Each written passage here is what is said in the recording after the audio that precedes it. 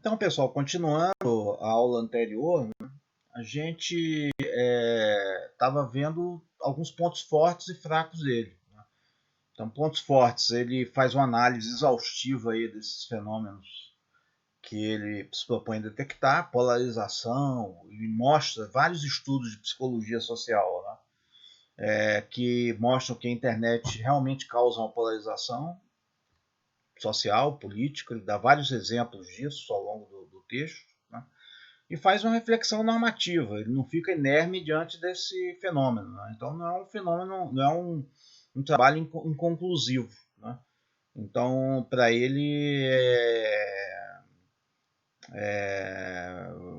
né, você não vai ficar inerme em relação ao fenômeno que você está detectando, até porque ele é um advogado, um jurista. Então, ele vai fazer uma reflexão normativa, prescritiva sobre o assunto. E a grande solução dele é colocar fóruns, né, de debates de pessoas que pensam diferente, né, criar fóruns de pessoas que pensam diferente na internet. Então você vê muita gente aí que está adotando isso. Né. Tinha um programa do UOL aí, Fla-Flu, chamado Fla-Flu, né, tem até tá tudo na internet aí. Então botava esse pessoal que pensava diferente para dialogar. Né. Essa ideia foi dada pelo Sustain. A ideia dele é que você tem que colocar pessoas que pensam diferente para dialogar. Né? E a mídia tradicional tem um papel importante nisso, porque se você fizer numa plataforma como o UOL, por exemplo, ninguém vai ver. Então você tem que pegar lá um jornal no horário nobre, né? Em vez de ficar um cara monologando ou entrevistando lá, você tem que haver debates entre pessoas que pensam diferente para tentar diminuir essa polarização. Né? Então, e fortalecer as instituições intermediárias, combater a fake news. Né? Então, por exemplo, o Instituto Fernando Henrique Cardoso, né, adota muito essa ideia aí. Né? Só que para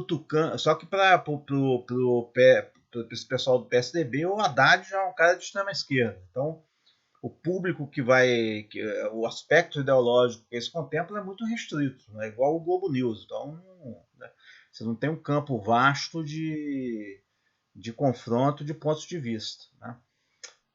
Então, essa ideia, né, a ideia é meio assim, né, ele elabora uma reflexão, mas né, é o que está se debatendo hoje, não vai muito, não aprofunda isso. Né? Então, são os pontos fracos, vamos dizer assim, do trabalho dele, que a gente vai tentar minorar aqui um pouco, que não apresenta dados sistemáticos. Né? Ele cita muito estudo de segunda mão. Né?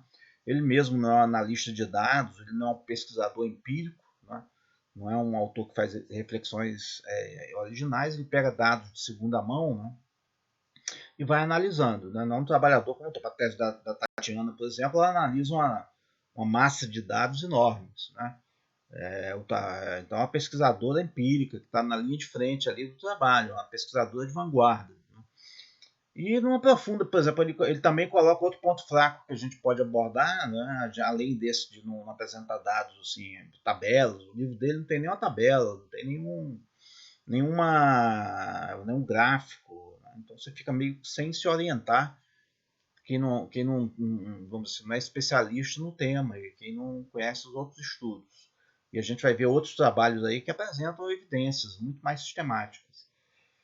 E a proposta normativa dele é muito genérica e muito idealista. Ele não fecha muito uma proposta normativa, né? Que a discussão hoje é você fechar. Então o judiciário aí, depois desses fenômenos da fake news, do gabinete do ódio, tudo, a gente vai ver que os dados da tese da Tatiana, né, são impressionantes. O judiciário agora formou a convicção que você tem que regular. E a gente está no olho do furacão nisso aí. Né? A guerra do Alexandre Moraes com o núcleo bolsonarista no Twitter. Vocês podem até fazer um trabalho sobre isso, se vocês quiserem. Né?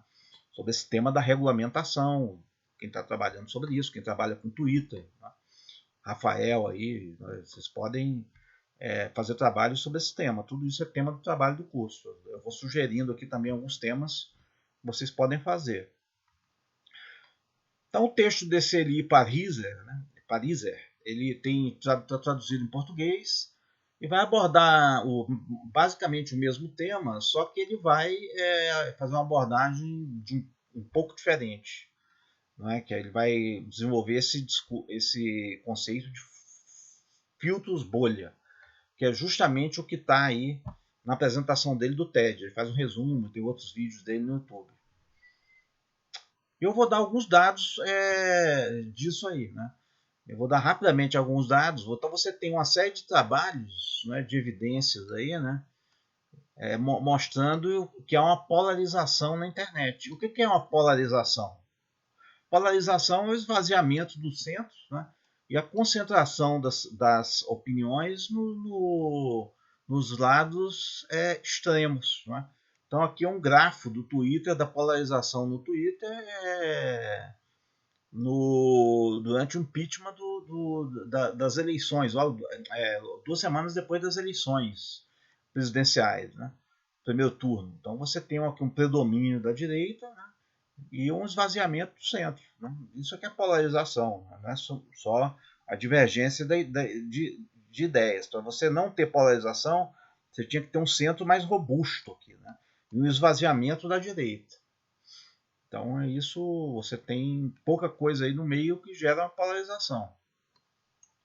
Aqui também, isso é um texto do Bernard Sorge sobre a internet, introdução às mídias sociais, que ele escreveu com Pablo Hortelado. Também enfatiza muito essa ideia de polarização, só mostrando, é um tema bastante controverso, mas mostrando que há de fato polarização, né? E as pessoas dialogam com pessoas que pensam como elas mesmas, né? Você tem um reforço emocional, né, das tuas convicções. É isso que vai gerando a polarização. Isso já foi exaustivamente mapeado, né?